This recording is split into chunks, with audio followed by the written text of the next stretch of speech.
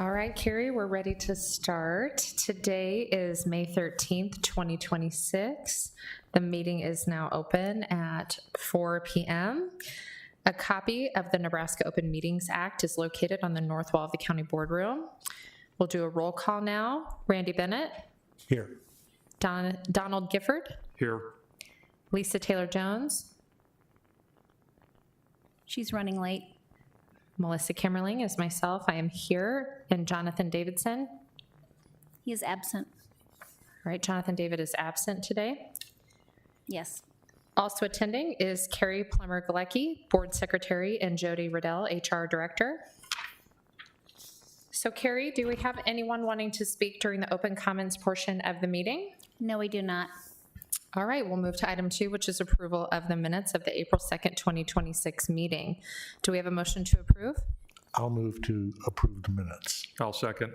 Motion by Bennett, second by Gifford to approve the minutes. All right, please vote. Our voting system is still doing its thing. All those in favor, raise your hand. All those opposed? 3 in favor, motion carries. All right, item 3 is to discuss the annual report. Carrie Plummer-Galecki will overview the 2025 annual report. Okay. And this doesn't need a vote. This is just for discussion. Then we send this on to the actual Board of Commissioners later, just for more of a overview for them. During this past year, and when I say this past year, it's January through December. Recruitment, the HR office had currently right now, we have 688 employees. During this fiscal year the year of 2025, we had a total of 116 new hires and processed 116 new hires. Of those, because some of them were temporary employees, 101 of them went through full orientation. The temporary employees obviously don't have benefits, those type of things. They don't need a full orientation. We had 3,469 applications, and we posted 78 positions. Which way does that go? We had an estimated of 95 applications. Anyway, testing. HR used to do a lot more testing than we do currently, so we only had 3 tests that we proctored last year. We did come up with 5 new job descriptions, and we were redoing all the job descriptions, putting them in a new layout. So there's 118 that were updated. More have happened since then.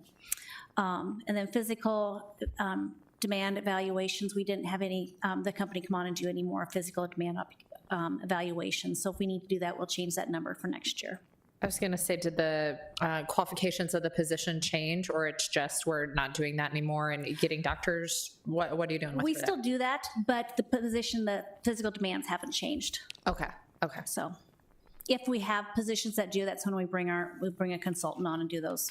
Okay. And do the evaluation for us. So they were not skipped. They just didn't need to happen. Correct. Okay. Interviews, we had 505, which includes contact by hiring managers. Interview questions designed, or interviews with the candidates, we had 420. And interview questions designs, where we design our interview questions for our hiring managers, we had 30 of those that we updated. With our benefit administration, we have 699 eligible. Health insurance, we have 571 taking our health insurance. Dental insurance is 667. There's a difference there because if they have single dental insurance currently, it's free of charge to the employee. So that's why those numbers are usually a bit different.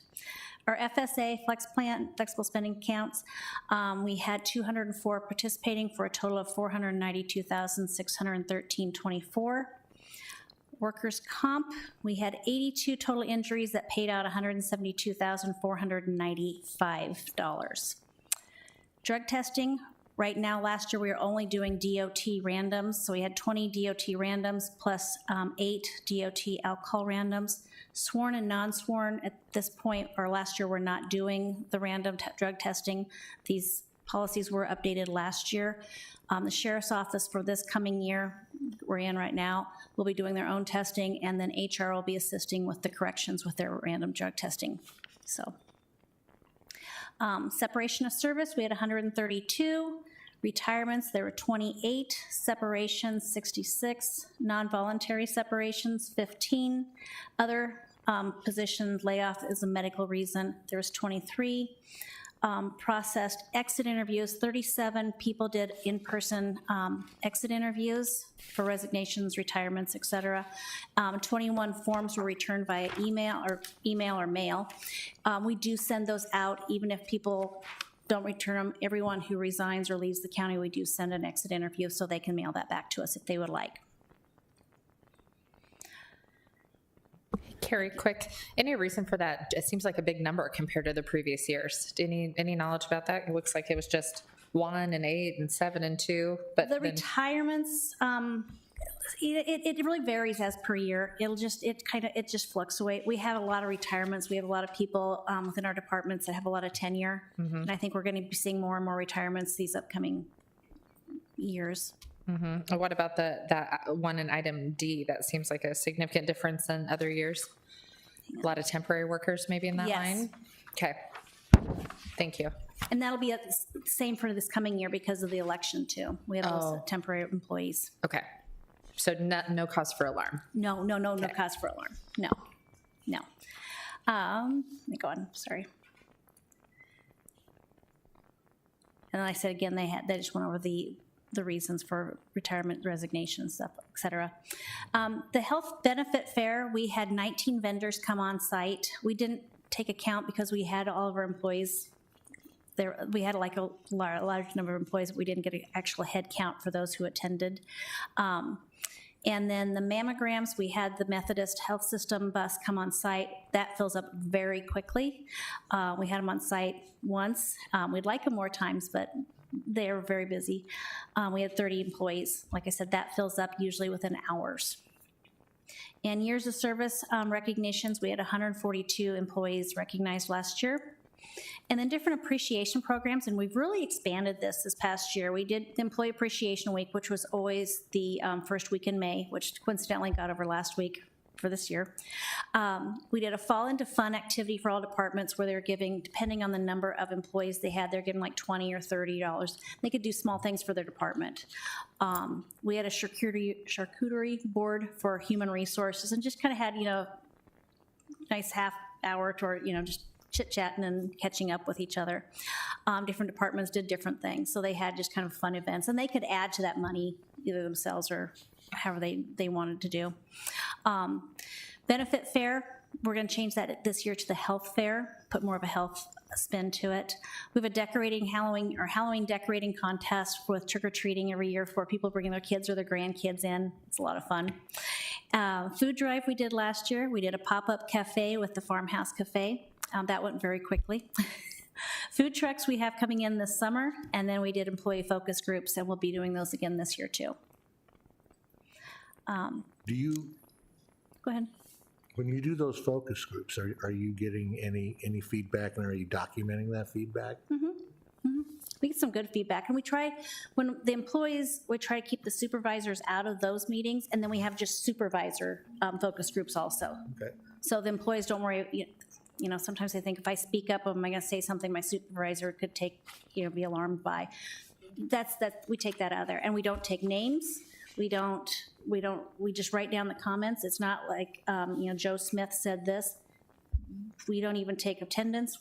It's just give us your feedback. And what's done with that feedback? I beg your pardon? What's done with that feedback once you get it? And Jody and our team worked on that also, but we'll do, like I said, if there's things we can change, we communicate that back to the employees, but we'll take that to administrations, so we can look at things we need to change.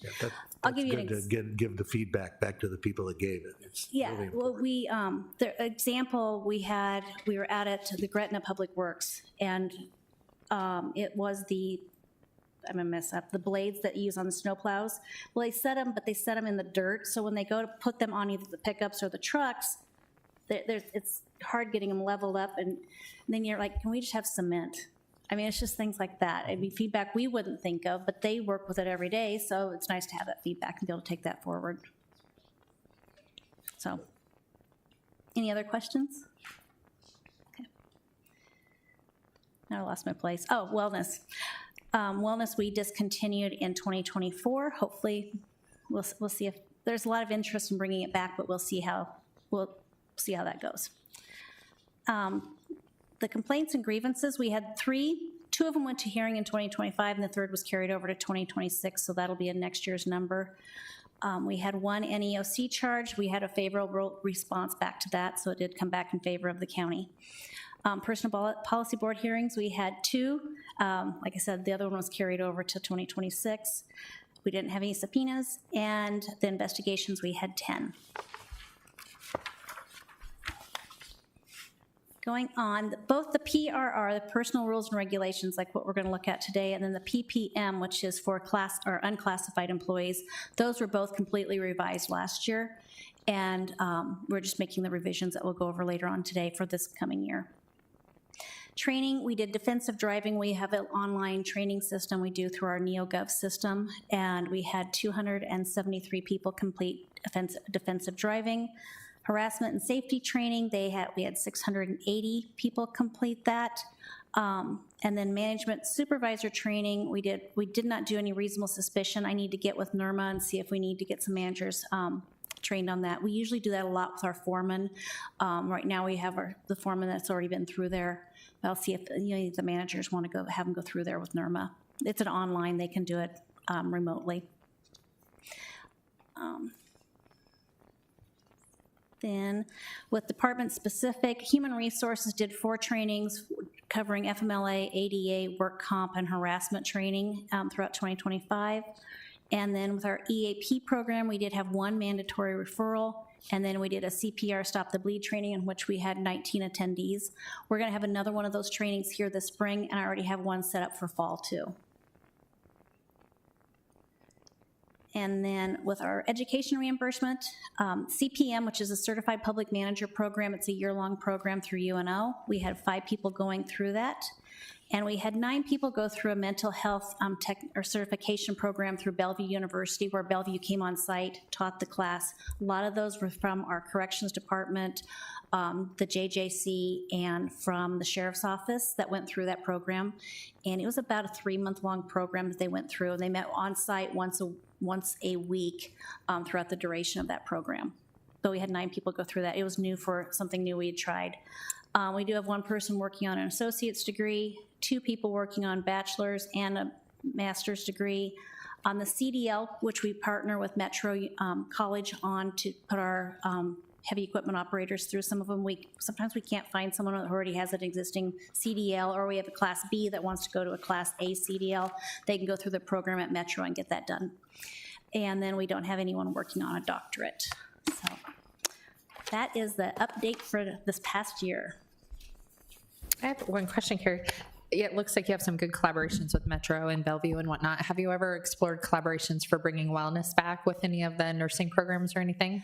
We have a committee that's working on if we can get some wellness or get the wellness brought back. So there's not so much through the different universities or the colleges, but we're working on some different things. Yeah, a lot of the times when nursing students need hours of doing things like the biometrics and the blood pressure, great. like they need those hours and are looking for partners. So if you want connections, I would have at least 2. So just let me know, because they're always looking to get people who will volunteer students to let them poke them and whatnot. So.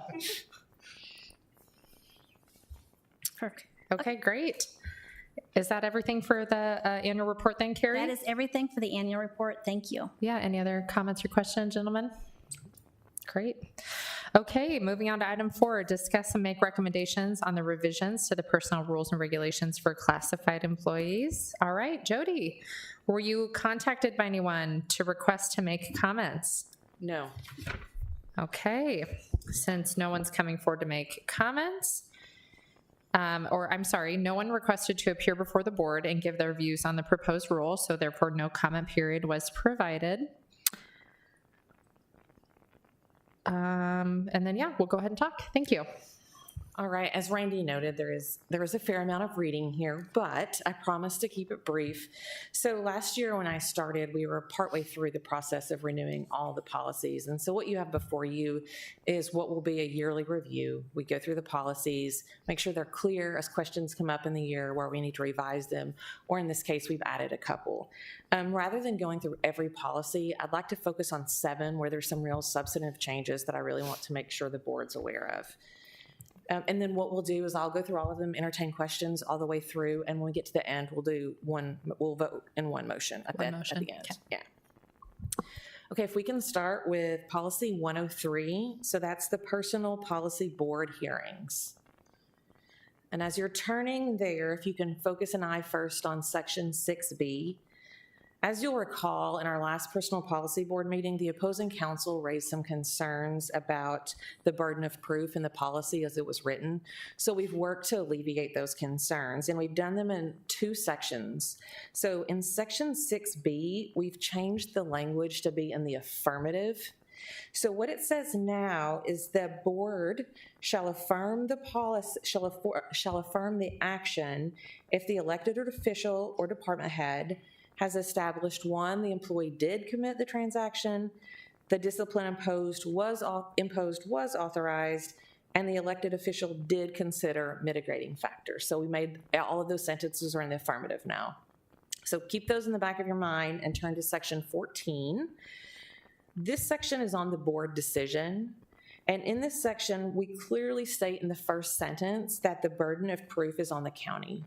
And so then what the personal policy board's role is going to be to affirm whether the county met the burden of proof for the conditions we just described in section 6B. So we've worked with all the attorneys who were involved in the previous personal policy board action, and they all agree that this alleviates any concerns they might have. So that's the reason for those edits in particular. Make sense?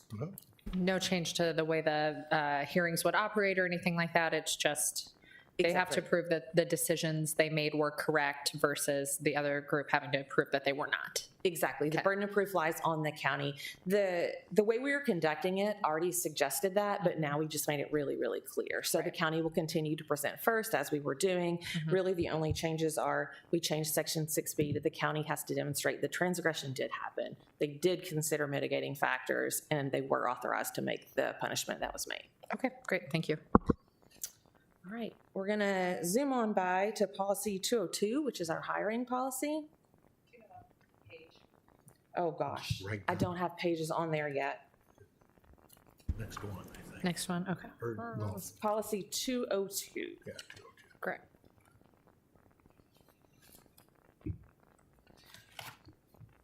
That's okay. Go ahead, Jody. Okay. Thank you. The big change on this one is we added a sentence to say that all hiring managers and subject matter experts will attend an HR training before they screen applicants. And we did this for 2 reasons. One, we want to make sure that everybody understands best practices, and we want to make sure that we're scoring applicants uniformly across the county. So before anybody does that, we're just going to insist that they go through. It's a quick training. We'll do it in groups, and then for folks who aren't available, they can have a one-on-one training with us.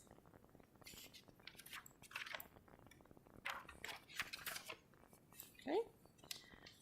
The next policy change I'd like to talk to is policy 302. It's our policy on compensation.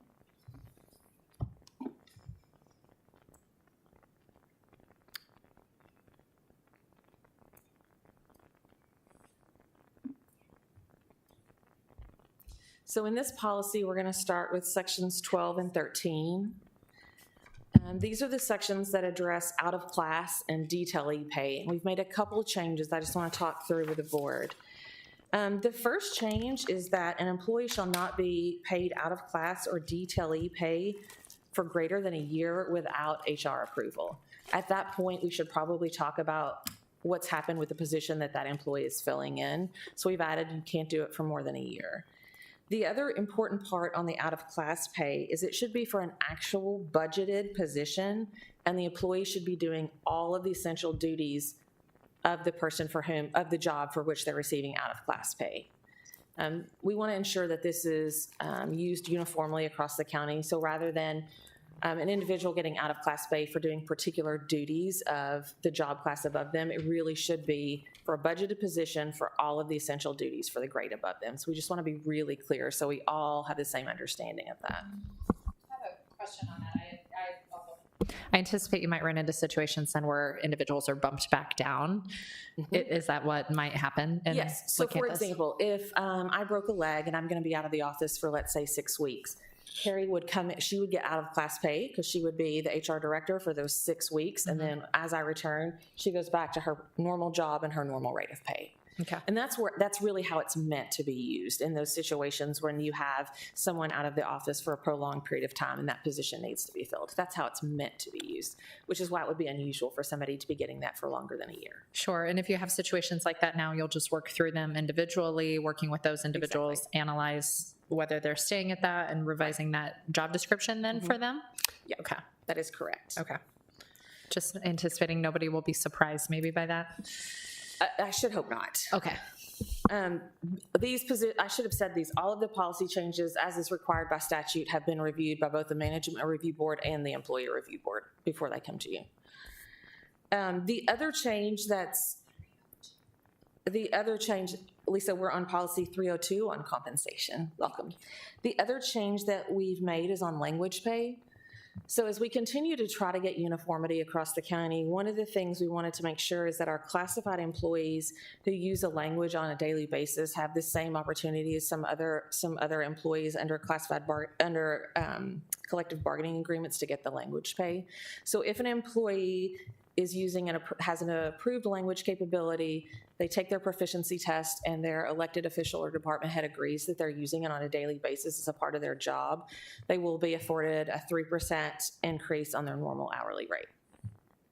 And that's in a number of our collective bargaining agreements. We just wanted to make it available to our classified employees as well.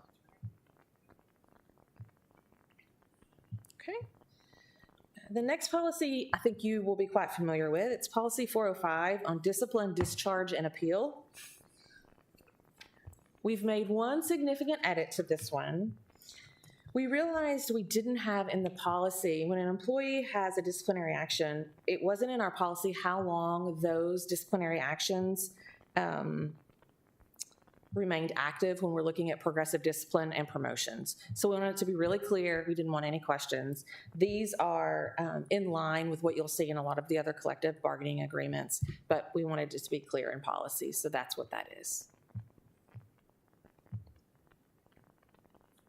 Questions on that one? Moving forward in grievance hearings, then it'll be delineated the difference, and the managers will know the difference between previous discipline that they need to take into consideration and previous discipline that they no longer take into consideration, right? Yes. So it's already very clear in our collective bargaining agreements, but it wasn't clear in our own policy. And so this is an effort to make it much more clear in our own policies with our classified employees. And based upon the experiences at the grievance hearings, I could see that being something that gets caught up at the managerial level that leads to a grievance hearing. So do you guys have some good plans to move through and make sure? To educate on this, to make it very clear. Yes. Okay. Yeah. Because I could see that being nope, you took that into consideration, that you weren't supposed to, that's now behind, and So one of the things you'll see in next year's report that we've rolled out is it's called Manager 101, Manager Method 101. And so we're rolling through in cohorts all of our managers. And so this is definitely something that will come up. Okay, great. Thank you. Okay, our next one is Policy 504. It's the Catastrophic Illness Leave Donation Program. One of the things we've realized in the last year is if we have an employee who's been here, let's say for 5 months, they don't have enough hours to qualify for FMLA and a medical emergency happens. Under our old policy, they couldn't request a leave donation.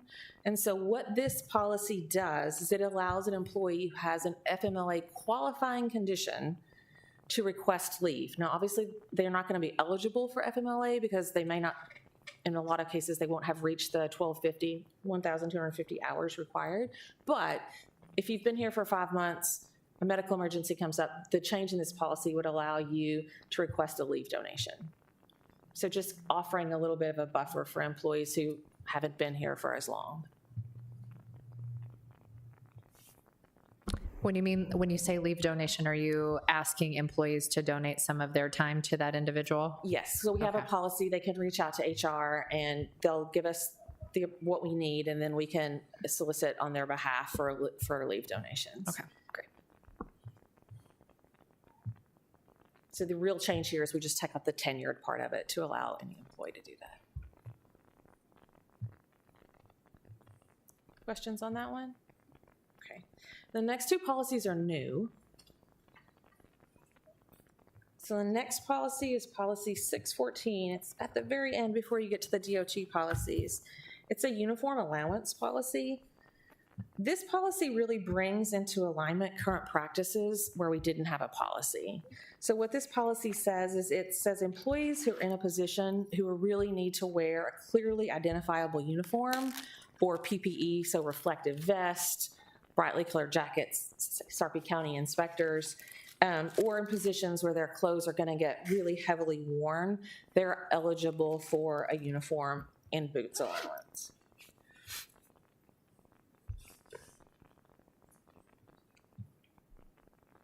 Questions on that one? So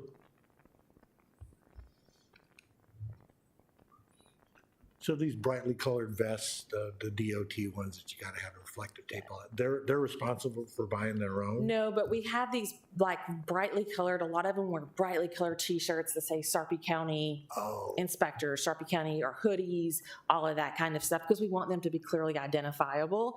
And so what had been happening is employees were being reimbursed, but this is giving us a policy that will align with the practice. And it'll be an allowance in this case. right, so that's just for that, as far as required PPE, that's given. Yeah, that's as a part of the job, but for any additional that they may want. And then the last policy is on local mileage reimbursement. So you'll recall we had a travel policy last year, and it did talk about mileage reimbursement, but it wasn't really specific to local mileage. And as we're looking, we have folks who get reimbursed for local mileage, but we didn't have a really specific policy on it. So this policy is really just an attempt to make sure, to make it clear for employees what qualifies, what doesn't, and how they should submit it. So that's this one.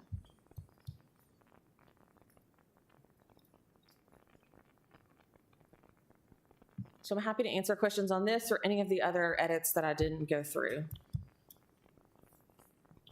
Jody, I have a question on one related to scheduling. I think it's way clear at the top, and one of the strike through in reds was related to people's schedule being changed with notice, and I wondered how much notice, like how long? This is for, I know the policy you're talking about. So the policy originally said it's a 40-hour work week. It's that policy, Yes, correct? it's that one, yes. Which isn't always the case for our folks who are in emergency management, for example. Some weeks may be 32, some weeks may be 48, and their schedules do change. Right. And so that's what that's in reference to. And for many of those folks, it's actually bidding and it's done 6 months in advance or Okay, so months in advance. Yeah, that policy is not saying like, you might find out the night before that your schedule is different tomorrow and you're going to have to tough No. that out. No, and in addition, all of that is also governed under collective bargaining, and each bargaining unit has it spelled out in the agreements, the amount of time required in writing before you can change a schedule. Okay, great. So not relevant to be more specific in this document because they have that in Because other. it's already in the collective bargaining Great, great. agreements. That's a great question. Anything else? Go back to this mileage reimbursement, CL yes. 615. Okay, so it says here the travel between the employer's residence and their normal work location is considered a regular commute. Regular commute, we don't pay for that. Right. Now, if they're going to a job site, from their home to the travel to the job site, whether it moves, whatever, is that covered? Or is that their commute to work? Oh, I see what you're saying. Oh, we should edit that language to be more specific. Yeah. It needs- That's a- yeah. And then are you also covering, like, say they have to go to 4 or 5 different locations, that last location back home, is that also covered? No, we or should be not? specific that way Yeah, not. right. I would say, however, if you're going from location to location to location, ideally you'd use a county vehicle. However, if that was not available, Yeah. then they Those should be. covered. Yes, those would be covered from site to site. The But first trip should not, and the last trip should. You are correct. That's a great, I will add that in. Or potentially consider the difference between the employee's traditional commute, because you could have people living very close to where they go each day and being thoughtful about that.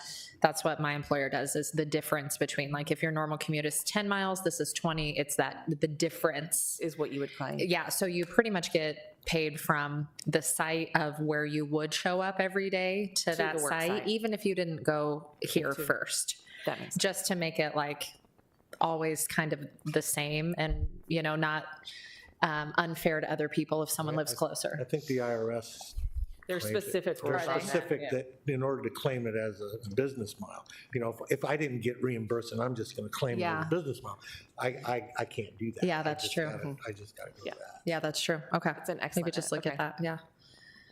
Thank you, Randy. I'm just glad you pay the IRS rate because my employer does not stay on top of that. So, Our clerk's office is very good at that. yeah, and it's a great way just to just say you're going to do that no matter what it is, and it'll be, you know, outside of decision making for you. Does anyone else have any questions for Jody about the changes that she reviewed, or anything else? Lisa, any questions you have? I don't have any.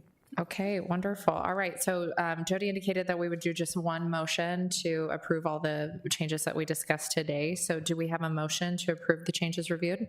I'll move to approve the updates to the personnel reviews and regulations for classified employees.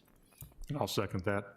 All right, we have a motion by Bennett and a second by Gifford to approve the changes as discussed by HR Director Riddle today.